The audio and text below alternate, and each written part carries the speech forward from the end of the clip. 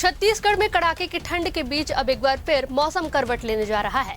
उत्तर पाकिस्तान और पंजाब के ऊपर बने वेस्टर्न डिस्टर्बेंस का असर प्रदेश में भी देखने को मिल सकता है। मौसम विभाग के मुताबिक अगले 2 दिनों तक प्रदेश के 1-2 इलाकों में हल्की बूंदाबांदी होने की संभावना है। इसके साथ ही कुछ क्षेत्रों में घना कोहरा भी छा सकता है, जिससे विजिबिलिटी प्रभावित हो सकती है। तापमान की बात करें तो अगले 48 घंटों में प्रदेश के न्यूनतम तापमान में 1 से 2 डिग्री सेल्सियस की बढ़ोतरी हो सकती है। हालांकि राहत ज्यादा दिनों की नहीं है।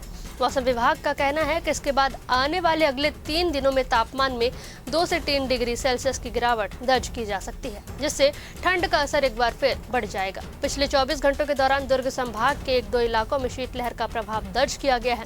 प्रदेश में सबसे कम न्यूनतम तापमान अंबिकापुर में 5.4 डिग्री सेल्सियस रिकॉर्ड किया गया, जबकि सबसे अधिक तापमान दुर्ग में 29.8 डिग्री सेल्सियस दर्ज हुआ है।